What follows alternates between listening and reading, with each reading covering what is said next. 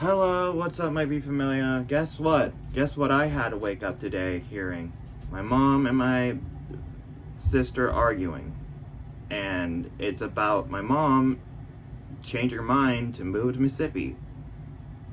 I know the reason why, but I'm not going to say it because it pisses me off.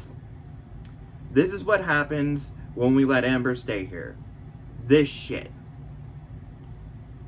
I knew that somewhere, somewhat, it was going to fucking happen again. Because when Amber just, stays here, when we have something good going on in our lives, she has one thing, how should I say this? She knows how to fuck it up. So, I don't think we're gonna move to Mississippi.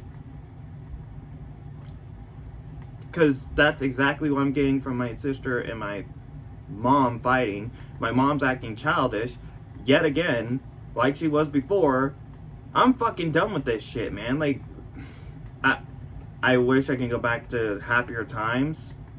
Because I hate this. God, do I hate this. But anyway, with that out of the way, let's just get straight into this. I got pizza from still got pizza from last night. Good thing, because the Five Nights at Freddy's 2 kill count is out from Dead Meat. And I do want to see this one, because I love what they did with the second movie of Five Nights at Freddy's. So let's see what we are going to see from this kill count. And I'm sorry, might be familiar, I wish that this drama would I wish it would change.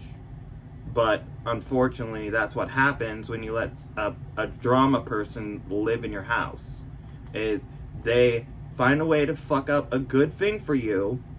Rather, it's you trying to move to Mississippi, get away from the drama bullshit, and it increases to a 100%. Because now my mom, I'm pretty sure, I know the reason why, and I know the reason.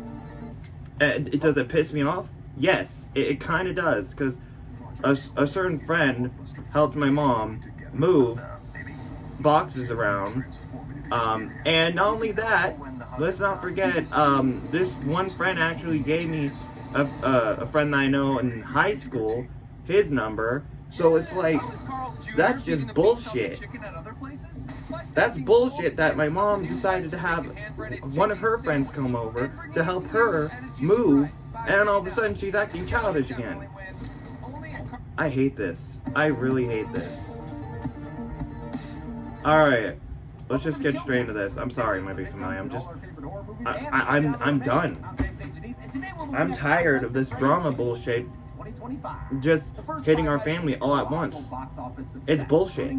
$300 million and becoming Blumhouse's highest-grossing movie of all time. It was an obvious outcome to anyone familiar with FNAF and its fan base. Equally obvious was that a sequel was guaranteed. Five Nights 2 takes place 2 years after the first film, with Mike, Abby, and Vanessa facing a new batch of killer animatronics from Fazbear Entertainment's past. FNAF 2 pulls a lot from the sequel game of the same name. In fact, the movie adheres much closer to the game's lore than its predecessor. That's because game creator Scott Cawthon had a lot more creative control after the first movie's financial success. While the original film was penned by a whole team of writers, the sequel was written solely by Cawthon himself. And while the man clearly knows how to make a successful video game franchise, writing a movie script is a different skill set entirely. As I said, I wasn't really into the first movie, but I found it inoffensive. It was fine. Its biggest problem was how boring it was. I mean, half the time we were watching a guy sleep. But while there were nods to deeper lore and Easter eggs for franchise fans, it never felt inaccessible okay. to a conscious decision. I kind of get the first one, because Tammy returns to the director. Josh Hutcherson's character just slept on the job from the first night all the way to the fifth, and it's just why? What is wrong with you? Spat out in every scene, with the characters sounding like your little cousin explaining the game to you. I used to come here when I was a kid. You're thinking of the franchise location. This is the original. It's called a perimeter lock. None of the animatronics can leave. They're being wirelessly controlled by the marionette. If you're not already a fast head, this thing will be completely incomprehensible. There's no structure to speak of, and the characters don't act like real human beings. Unlike the first movie, I do find this one straight up bad. I feel like FNAF fans deserve better. But that's just my opinion, and fans clearly had a different one, because they seem to have fucking loved this thing, with many saying it was better than the first one. People are obsessed with that. 83% popcorn, let's That freaking blows my go. mind. For all its faults, the first FNAF was an actual movie. This one is just a parade of fan service and inside jokes. But hey, it worked for the Minecraft movie, so I guess I shouldn't be surprised. And listen, I do feel I kinda really bad did like giving Toy it Chica's because I know it quote means in a the lot second to a one. lot of people, especially kids. Like Lillard knows. I just want to see what's in that head of yours. Like, And the thing you have to know is you're making movies that I'm just like, what? so much to millions of little Oh yeah, Toy But if Chica you would wanna be definitely say honest, some sinister like, shit I like was that. trying to be. And as I'm wrapping Definitely. up this thing, just remember, I'm not trying to personally attack anyone. I'm just trying to have fun, like how you had fun watching. Toy Chica Army Maybe Man, I'm just that taking teacher, this movie man. is buried in- And you know what? You want those? He Hello? really was Hey there, little offspring child. Hi, I um have an order for the great Wizard Jenkins. Oh, okay, your mom wants a spell for earbuds that she can use while still hearing what's happening around her. But you don't need magic for that. I don't. No, you just need the essential open-ear earbuds from today's sponsor, Raycon. You see, while traditional earbuds sit inside your ear canal, these sit just outside instead. So you get a And clear again, sound, but you can actually I hear what's get happening around where you. Charlotte's coming from, because if you were a My kid mom sent me for a spell. and no adult Think she'll helped like you these? with William Yeah, Afton, absolutely. you're gonna I be use my pissed Raycons too. Basically every day. When I'm working out, when I'm cooking, when I'm looking at my giant map. And I really love she had that. all rights I'm sure your mom will for her love evil it. plan, because Well, I don't know, whatever it is she likes to do. Making incredibly dangerous children's animatronics. Well, that's a bit concerning. ow. But you should be great for that. Since they're super light, have 8 hours of playtime, plus 36 hours of battery life with the charging case, and the ear hook part rotates, so they actually stay in. And you don't have to take my word for it. Raycon has over 3 million customers. Plus, if you don't like them, they have a 30-day guarantee. All right then. Thanks, sir. To celebrate the moms in your life, click the link in the description or go to buyraycon.com/deadmeatopen to get 15% off the essential open earbuds. Thanks, Raycon, for sponsoring.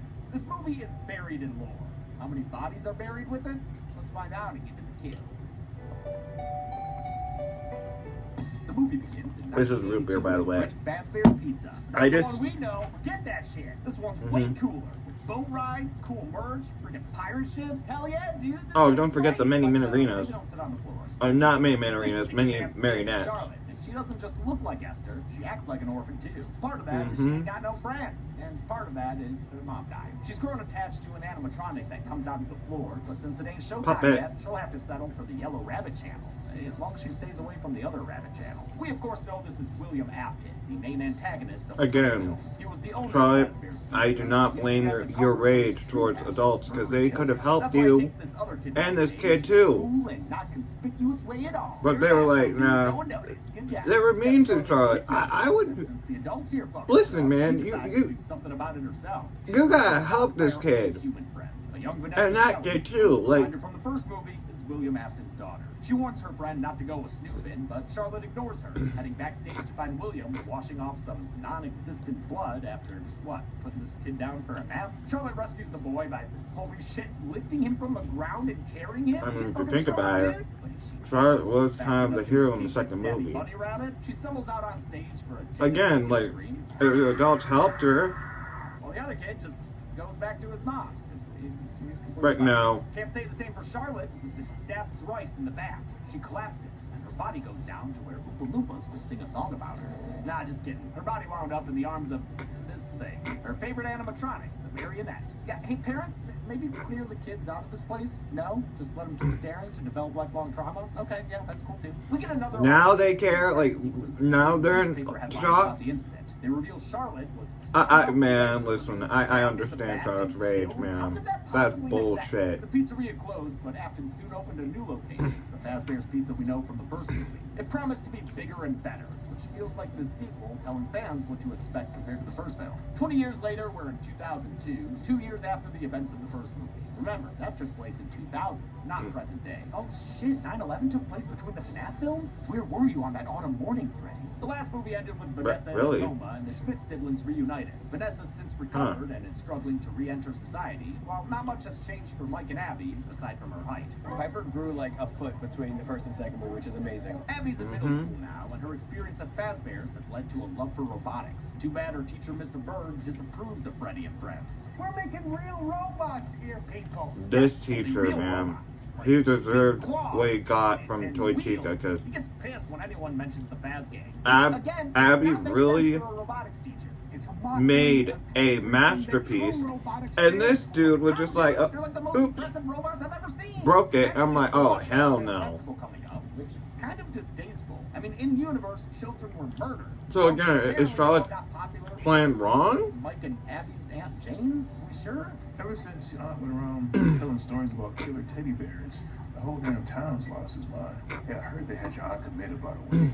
The clunky exposition doesn't lie. Well, god damn it, I counted her as dead in the last kill count. It's possible she's only knocked out. She is. Don't count her, James. No! Abby's really missing her Chucky chums, even though they, tried to crush her inside an animatronic suit. She asks Mike if she can visit them, but he says they're not ready because he's still trying to The repair best them. part about this Fucking sequel was liar. seeing He Circus goes on a Baby. date with Vanessa at We got to see Circus Baby before we got GTA 6. The daughter of the guy who killed your baby brother. And live She's been action. having nightmares about her dad, but Oh, doesn't she want looked Pablo good, Lopez man. fixing it through Jim Lucy. Henson, you did your thing with Circus Baby with this movie. Oh, the green eyes and the ponytails. Oh man, we are going to get a spin-off. Oh man, I can't wait. Oh yeah. Oh yeah. Restaurant's been emptied and her friends are gone, both the animatronics and the ghost kids inhabiting them. That's another thing I really liked about the sequel for Finance Phase 2, because we get to see what Abby saw in the present, and then it's just gone. Oh. Maybe not. It's based on the music box theme, heavily featured in the first game, which signaled an animatronic attack. We heard Afton whistling it earlier. And it's derived from the real-life opera Carmen. Abby instead opts for this clearly haunted speak-it spell called the Faz Talker, and the sibling relationship is all patched up. For all this movie's faults, the acting is not one of them. Josh Hutcherson and Piper Rubio have a very convincing sibling chemistry. I really buy how much they care about each other, even when some of the dialogue threatens to undermine the sincerity. I didn't mind the dialogue of Josh Hutcherson pretending to be like the prize person. It was funny. It was warm-hearted. Like, I really liked that. It was just dumb fun. And there we go. There's But this is a different piece. there's the actor who plays as Junior and Chucky. I feel so bad for this actor, man, because he probably reads the script and be like, all right, so let me see, do I die in the? Oh, of course I do, motherfucker. Which includes a meet and greet with the band. This actor is so unlucky in horror genre. Here in Five Nights at Freddy's 2 The Game. Just like with the first movie's kill count, I relied on writer Tim for Game of More stuff since he's a FNAF fan. Thanks, Tim. It's my job.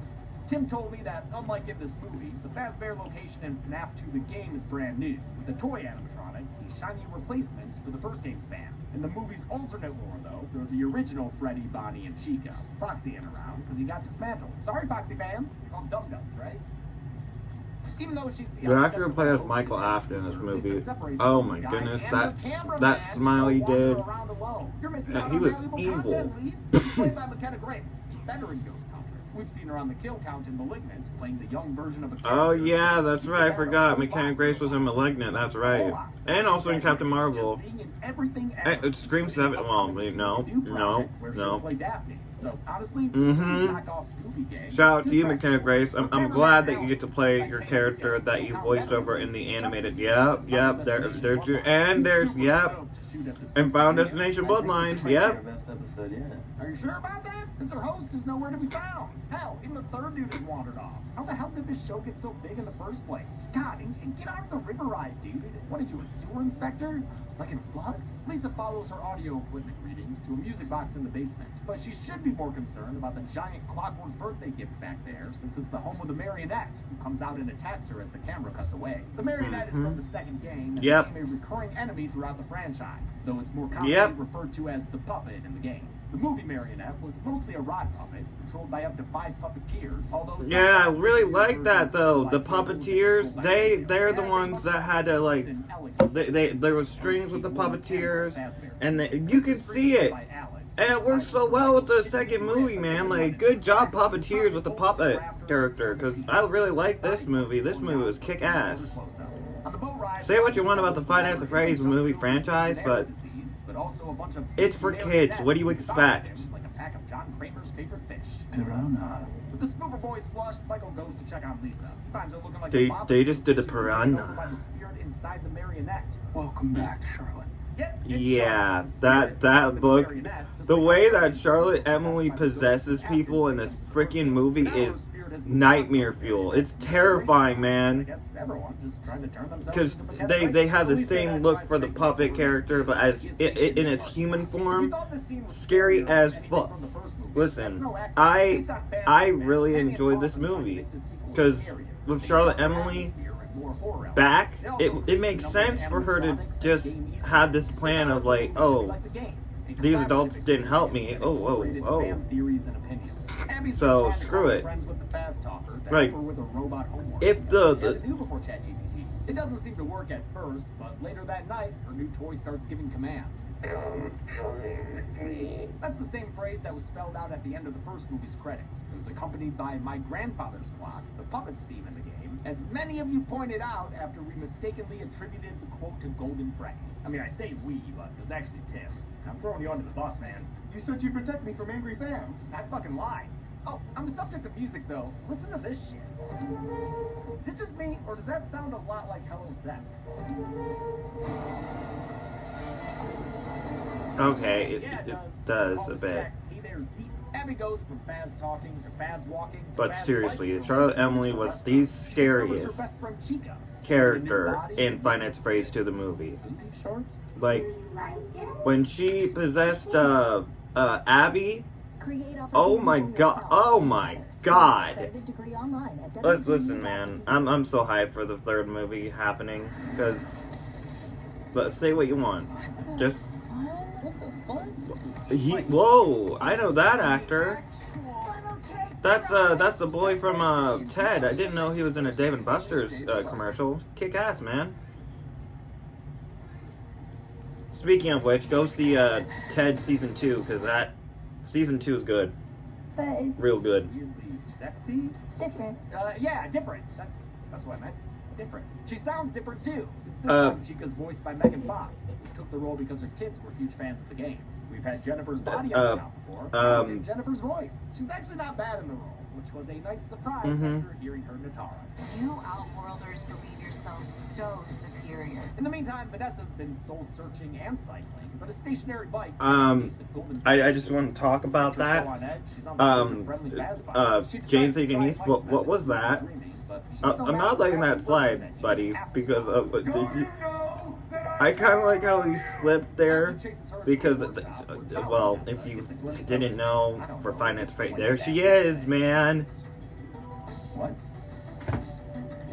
Oh, okay. Tim's telling me it's a character from the games called Circus Baby. Cool. Vanessa becomes her cop self, her dad until he armgasts and hits the floor head first, but he still manages to have the last laugh. You shall always be mine. Oh man, the cast seem to have a lot of fun on set. Look at Lillard doing these wire stunts. The thing about making movies I don't think people really understand is like, you're away from home, it's a little like summer camp. Vanessa visits Mike and finds out Abby's been hanging around the old pizzeria, but Mike doesn't want to hear her out. See, earlier, he found a mysterious flyer saying Freddy's is mailed out. He called the number on it for a super important phone call that was entirely off screen, where he learned about Charlotte. Her dad made that flyer, and so I called him, and he told me about his little girl and her best friend, Vanessa. He's mad that Vanessa didn't tell him about her entire freaking past, I guess, and ends up saying the quiet part aloud. I'm trying to fix you. You're trying to fix me? If you fix me again, I will shoot you. Since those two are fighting now, Vanessa goes to Fazbear's I kind of feel bad for Vanessa. Puppet out of the bag. But Charlotte's Unfortunately, not out of the building yet, thanks to look the at that security shit, ma'am. It's called a perimeter lock. None of The animatronics can leave. Vanessa has the code to shut it off, but refuses to hand it over, much to Charlotte's chagrin. I don't hate you, but you need to stay out of my way. That line comes from the games and was added by McKenna Grace, a huge fan of the franchise. I got us banned from playing the games as kids because we were too obsessed with it. No, nobody gets it. Nobody understands how long I've been trying to become a part of this franchise. I know I said the cast had a good time on set, but that's especially the case for Grace. I was ridiculous, such a dork, and a fan. It's alright, McKenna. At least nothing truly embarrassing happened. Like Josh Hutcherson finding out you used to make fan cams of him or something. I owe you an apology. I just blew up your spot. I told Josh that you were Team PETA back in the day and used to make those fan edits. He didn't know. I did not know that. You didn't know that? You're the one to bring it to me. Well, why would you tell that? Vanessa gets attacked by the puppet flying at her like a Scooby-Doo ghost as Abby's dropped off at the school science fair. Her project is a mini Chica, which pisses off the animatronic Mr. Bird. He doesn't think it's good enough to sit next to baking soda volcanoes, so he breaks it by dropping it on the floor. I'm so sorry, Abby. I got the butterfingers. God, fuck. They got me with the JP reference. Our lives are in your hands and you have butterfingers? Wayne Knight fucking rules. Abby bikes it back to Fazbear's for a birthday bib to cry on, where Chica offers up a solution. I'll be your science project. The only problem is that pesky perimeter lock, so Chica convinces Abby to disengage it for them. As you might have guessed, this Chica isn't Abby's friend at all. She's being controlled by the marionette, something Michael mentioned earlier. Yep. That would cause trapdoors. That's what was scary about the puppet, though, because the puppet is the one controlling the toy I know they say animatronics. that the wireless signal was way ahead of its time when they used it for these animatronics back in the 80s, but in no world would they actually pay to develop that To make technology. sure her They would evil just program the plan animatronics goes to look like they were being puppeted by the accordingly. marionette. Why would there ever be an actual wireless connection between them? That's insane! Charlotte has Vanessa tied up, and with Abby under threat, finally gets the security perimeter code out of her. It's relayed to Chica, who tells Abby to punch it in, turning off the block. Wait, is this the first time we're seeing Toy Freddy and Toy Bonnie But up and unfortunately, running? Feels like we should have seen the them puppet, sooner. well, With the robots in the doesn't free roam mode, lose. they and Abby get a cab ride from Corey Extension, Because just like they did in the I first am, we movie. know in that. fact, he's listening to Talking in Your Yeah. Sleep, the de facto theme song for the first film. Much like he did in his Let's Plays, Corey gets jump scared by an animatronic. I gotta get a new job. Nah, man, you just gotta stop accepting fares from abandoned Fazbear restaurants. Who the fuck do you think you pick up there? Mike goes to meet the flyer guy, Charlotte's father, Henry Emily. He's played by Ulrich, who of course appeared alongside Lillard in the original Scream. They're partners here too, business partners. At least they used to be. Henry co-founded Fazbear Entertainment with William Afton. Ulrich does a great job in his scene, even when his dialogue makes him sound like a Fazbear tour guide. There was only one at the first Freddy's. None of the later locations had one. The convo's cut short when Mike realizes Abby's recent drawings match the original pizzeria. He heads there to find her, but not before Henry gives him a music box that used to be Charlotte's. Mike gets to the OG Fazbears and breaks in, where he stumbles upon the old animatronics from the first movie, looking real rough. Actually, those are a different set of animatronics. They're the withered variants of the band. What's that even mean? Well, in the game, they were the original band who was left to rot after being replaced by the toys. Okay, but this isn't the games, it's the movies. I know. So in the lore of the movies? I guess it's just a random, unrelated set of robots who are also here. That's fucking dumb. I'm not gonna argue there, but they do look pretty cool, don't they? Especially No-Face Bonnie. That's not good enough! None of this is good enough! Mike fails to spot the body of Lisa, whose, like, life energy has been drained or something? I don't know, it's not really clear. All I know is it's the end of Grace in this movie, which is sad. She did a great job being creepy as the Lisa Annette. Mike finds Vanessa stuffed inside a closet. She explains everything that's happened until he understands. Must be nice! She says Charlotte blames the town's grown-ups for what happened to her, and now she wants to kill them all. I mean, fair enough, those 80s parents were dicks. Vanessa had been keeping Charlotte's spirit at rest all these years by playing her a lullaby from a music box. It's a mechanic straight out of the game, where failing to wind up the puppet's music box would result in a pretty instant game over. The box Vanessa used is broken, but thankfully Henry gave Mike another one. They can use it to defeat Charlotte. Yep. They'll just have to track her down first. They hit up the security terminal, which will let them track the locations of the escaped animatronics. Since they're being controlled through a wireless signal, Mike stays behind to try to shut it off, while Vanessa leaves to find the rampaging robots. They're currently at FazFest, living it up with all the other Fazbugs. Dude, that cost costume is legendary. Fast Fest features a whole bunch of costumed extras, including various FNAF YouTubers like Razowski. These cosplays are courtesy of costume designer Whitney Ann Adams, whose work we've seen in Happy Death Day to You and Freak Yeah. She was new to FNAF, though, not having worked on the first film, so she made sure to do her homework and ensure the movie's fan-made costumes look like fan-made costumes in real life. Oh, wow! Doctor was there. And posted on the internet. I've seen it. She even joined the FNAF subreddit as part of her research, underlining Isn't that just little how much this parade movie scene cared about pleasing the in Final Fantasy Phase 2? I didn't know Doc was there. Person out there to feel like they see themselves. Well, shout out to you, Docco. Shout out to you. But Mr. Bird accuses her of being a person in a suit. Dude, even if that was true, Abby would have had to build the suit, and that thing's a prize winner all on its own. Since he won't stop being a douche bird, Chica says, mark her words, his day of reckoning is coming. I just want to see what's going on inside of his head.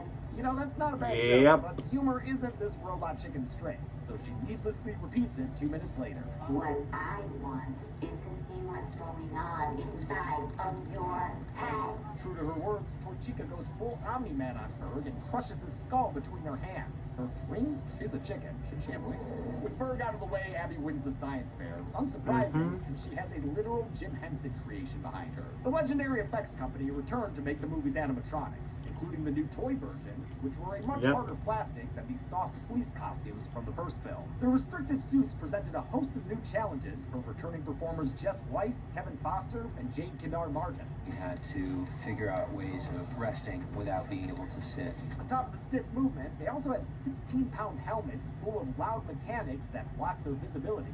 You're not wearing a costume and performing. You're driving a suit. Toy Chica realizes Mike's poking and prodding around their system, so she activates the withered animatronics to stop it. Meanwhile, Vanessa's still driving around looking for the toy animatronics, who are trying to fulfill Charlotte's mission of killing random adults, I guess. Toy Freddy breaks into a home and gets meat slapped in the face, while Toy Bonnie befriends a little girl whose mom he plans to kill. I'm gonna go see if your mom will let us stay up late. Toy Bonnie is voiced by a pitched-up Matt Pat, doing a great job after his quick cameo in the first film. I didn't expect him to do such a different voice than his own, but he gives Bonnie a lot of character. Toy Freddy is voiced by Kellen Goff. He voiced OG Freddy and Foxy in the previous film, and he's voiced several other iterations of Freddy in the game. Wait, what? Vanessa has to contend with the most dangerous of Kellen Goff voiced Toy Foxy. OG Foxy from the first movie of Final Fantasy? Oh, kick ass. I didn't know that. Everybody knows Mangle. Thank you for telling me about Mangle. He's the result of a botched Build-A-Bear type attraction where kids got to take Foxy apart and put it back together again. Looks like Mangle was put back together by Sid from Toy Story.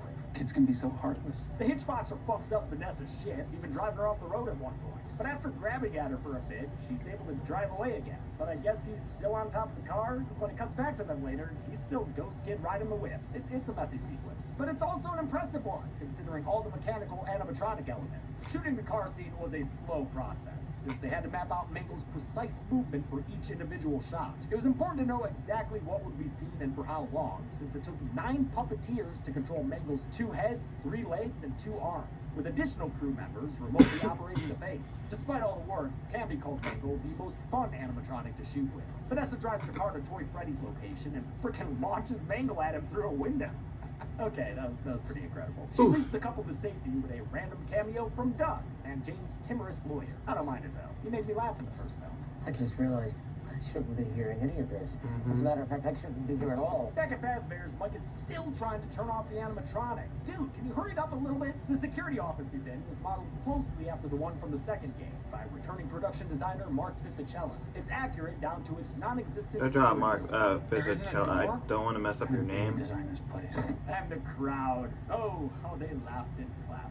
Fisicella had his work cut out for him, since now he had 2 pizzerias to build. The front of the new restaurant was a giant facade, just a storefront in the middle of a parking lot, but the interiors were fully realized sets. And not only that, let's just take this all in. They build these restaurants based on the Paris catacombs. as a the main set part of the restaurant was built to look shiny and from new Final for the Fantasy opening Phase scene, 1 but to then they 2. had to age it 20 years for the abandoned version seen in the rest of the film. The most impressive and complicated part was the riverboat ride. It was 4 feet deep, 5 feet across, and 200 feet long. That's a lot of water. We have water safety on set. because there are boats floating on a river. It had to be drained every night, which did give them the chance to age the walls and bottom by painting them with rust and algae. Just like with the first film, Fisichella and his team included tons of Easter eggs, like the hanging stars in the office, these decorative paper pals, and the clocks all being set to 5:59, 1 minute before the end of your shift in the game. There were also these cups, which were apparently important enough for them to hand-make hundreds. As always, the art team for these movies is nothing if not thorough. All you FNAF fans should really appreciate these truly talented people. Withered Freddy almost reaches Mike until he uses an old mask to pass himself off as another animatronic. I understand this is a mechanic in the second game, but it's still absurd that anyone would think to try it. There's no way that'll work. And it shouldn't, but it's part of the endless charm this movie throws to fans. Speaking of which, Mike gets jump-scared by Balloon Boy, who attacked him on the riverboat ride earlier. This propeller-headed fuck showed up in the first film as a figurine, but gets the full animatronic treatment this time around. That's only fair, since the game Five Nights 2 was his first appearance in the franchise. He becomes a portable lighthouse or something, but it's honestly not effective. Mike rips his head off. What a little bitch. The other animatronics won't go down quite so easily, and though Mike tries the mask trick again, it doesn't work on Withered Foxy, just like in the game. Unlike in the game, Foxy takes his sweet-ass time-killing knife, giving him the chance to browse the computer and find the shutdown button. This whole set piece sucks, dude. It doesn't feel like Mike is actually reacting to anything. He's just sweating at a desk, saying weird ADR about what he's doing. It's not whenever. I have to disable the signal. There's nothing suspenseful or exciting about a dude clicking on a computer. He eventually succeeds in shutting down the Wizards and the toy animatronics, just barely stopping Bonnie from committing matricide. Good thing the dad wasn't there, or it could have been a patricide. One dot is still mysteriously moving, and it's at Mike's house, since Abby's being tucked in by Toy Chica. Unlike my money, her chest starts to jiggle before cracking open to reveal the marionette. She attacks Abby, and for some reason is able to reactivate the toy animatronics. Whatever. Mike's rushing home when Vanessa calls him, saying they need backup. We're outmatched. We need more help. Maybe call like the cops or like the army? Nah, they're gonna head to Fazbear's Pizza. The original one. Or the one from the original movie, which in movie lore is the second location. I got that right? Mike begs the ghost kids to come save Abby, but it doesn't work, so he leaves. He just went there, and now he leaves. Vanessa's car breaks down, so she hitches a ride with Jeremiah, Mike's co-worker from the beginning of the first film. We saw him earlier this movie, too, helping Mike with home renovations and... Oh, he's back. I didn't realize that. House where she finds a Babadookified Abby, really having a blast. The marionette has possessed her, since apparently Charlotte needs a host body. It seems like the marionette needs something or someone to bond to in order to move around. Wait, what? I thought that's what the puppet was for. Is the marionette not her host body? Is she a ghost possessing an animatronic? Or is the animatronic the ghost? Or does a human host allow her to be more mobile than the marionette? Tim? I don't know. None of this is in the games. For the preposterous puppet possessions, both Grace and Rubio wore makeup that was digitally enhanced to give them a more animatronic look. Costume designer Adams also gave Abby a striped sweater that transitions through different stages until it winds up matching the marionette's outfit. The VFX team added the same stripe design to Abby's limbs. Piper Rubio really loved her time as the Abbyonette, and I don't blame her. I'm jealous of how fun this looks to me. Once in makeup, she'd stay in character and try to scare everyone on set. As mentioned in the first movie, that was actually the actress who played as Abby is the human puppet. It's Toy Chica. It's the paper pals. The Abbyonette nearly kills Vanessa, but Mike shows up with the music box to exorcise the demon. Except it happens off-screen. Exorcise the demon. Off-screen. This I house guess I shouldn't be surprised. is clear. Puppet possession is nonsense, even by FNAF standards. The Sorry. tries to leave, but the James law Adrian, fights you had to make me and do her an Ace actual Ventura is reference so there, scary, buddy. he has to Which I check appreciate the you for lights that. before he talks. Slinking around all shadow and bone is fucking Mike. I'm Michael. Sorry, Michael. But Michael's not just some creepy security guard. Get a load of his last name. Michael Afton. Yep, he's Vanessa's brother. If you remember, this Mike was a Okay, alright, I see what he did there. Scream 2, get it? Get the reference? Him in the movies too? Okay, James Adrian, I really liked what you did there, because Scream 2... organized Fast Fest himself, so the animatronics could kill everyone. Half of this town will be dead by morning. Holy shit, that sounds awesome. Sure hope we see it. He extends an invitation to his sister, but there's only room for one Mike in her life now. The toy animatronics prepare to kill them before Bonnie is suddenly yoinked out the window by, oh my god, it's OG Foxy! Who stomps By up the to Bonnie's OGs. head like he was Michael fucking Myers. These OGs animatronic whooped these toy animatronic ass. Look at this. Look, like you got Chica like just the whole thing is a very get the hell out of here. I'm actually surprised that the OG Chica didn't put Toy Chica's head like a fucking football. Like Pennywise in Welcome to Derry, like help protect the people inside them as they perform the stunts. They were excited to get to play I'm gonna put Toy Chica's head like a soccer ball. Whee! Pair of pants. Michael tries to make a run for it, but gets clotheslined by Jeremiah. Trapped. Foiled again. Now that the evil is vanquished, the OG animatronics start to shut down as well. They were made to leave Freddy's. Okay, but they did, and they just kicked a lot of ass. But it's fine, whatever. Lead Ghost Kid returns to confirm the existence of God. You going to heaven? See you there someday? Before he says goodbye, he warns Mike that the Ghost Kids were the only thing keeping William Afton at bay. Since they're moving on to heaven now, he'll be free again? Before Mike can ask what the fuck that means, the kids are gone. Mike gets mad at Vanessa for keeping too many secrets and tells her to stay away from that. Then he and Abby leave. Wait, where the fuck are y'all going? This is your house. You live here. Vanessa's left alone, probably wondering if she's supposed to tell the puppet. She gets attacked and possessed by the marionette. Wait, that's how the movie ends? That's how it ends? There is a mid-credit scene that takes place in the OG restaurant. As a group of Springtrap. They're setting up a haunted house based I on the Fazbear always legend, a come plot that I'm told comes from the third game. In the back room, they stumble upon the golden bunny body of William Afton. They wrap him up to go, not noticing the twinkle in his eye, because he always comes back. This movie had toy bots, withered bots, and bots. Oh yeah, I can't wait. But how many kills did they get? I can't wait. No. Spring roll, no. You can't get me. You can't go. What? Uh-oh. That didn't work. The mask thing wouldn't work on Springtrap. He's not even in the second game. It's important to know these things. Yeah.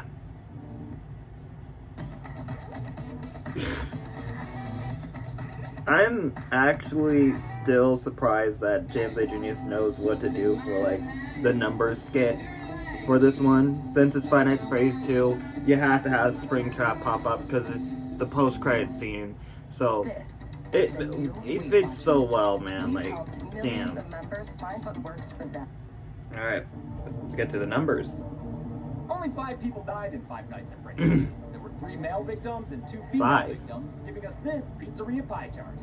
We've only seen this count and breakdown in 3 other movies before, and 2 of them were Brian Usna joints. 23. With a runtime of 100. Oh no, not minutes, Emerald FNAF Street 2 had a kill on 2010. average Please of don't show that again. 8 minutes. I'll give the golden chainsaw for coolest kill to Alex. Just like Max the babysitter, it's a rated R kill rendered PG-13 through clever framing, which I mean as a compliment. Dog Machete for lamest kill will go to his co-host Lisa, since it robs the franchise of more McKenna Grace. Also, what even happened to her? Abby didn't die when the puppet stopped possessing her, so what gives? What happened to her? And that's it. Five Nights at Freddy's. That's actually a good point, James. What the hell did happen to Guess her? I'll see you when the third one comes out. Next week we're getting back to the Psycho series, but until then, I'm James A. Janice. It's been the kill count. On the next kill count. Just when you thought it was safe to go back in the shower, here comes Psycho 2. Oh shit, I might need to watch Psycho 2. I only watched the first Psycho movie, which he did a kill count for that. So let me know if y'all want me to react to the kill count of no other than Psycho, the first movie, because I really enjoyed the first Psycho movie. It was really good. And I know that there's a lot of them from like Psycho 2, I think 3, 4, 5, 6, 7, 8, 9, 10, 11, 12, 14, 14, 15, 15, 16, 17, 18, 19, 20, 20, 21, 22, 23, 24, 25, 26. Sorry. I don't know what the hell that was happening right now. I'm pretty sure that I don't know what that was. But anyway, you might be familiar. That has been it for me reacting to Five Nights at Freddy's 2 kill count by Dead Meat. If you liked my reaction to Five Nights at Freddy's to Kill Count by Dead Meat. Why not sting that subscribe button, sting that like button, sting that notification bell anytime I upload a video, and comment down below if you're hyped for Five Nights at Freddy's 3, if you're hyped to see Springtrap, because now we get into now we get into the Phantoms. We get into the Phantoms, might be familiar, so get ready. Get ready. But yeah.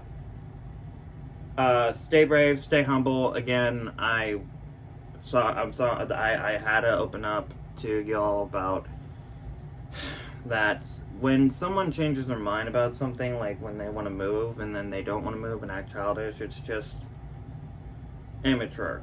I'm just saying that. So hopefully we still move to Mississippi. I don't know what the plan is going to be now, since I don't know. We'll see. But anyway, might be familiar.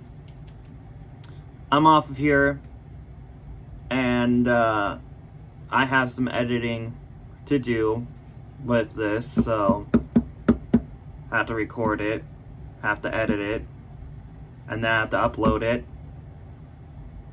But also, thanks to a comment that said I can't wait because I did my review on Malcolm in the Middle, Life is Still Unfair.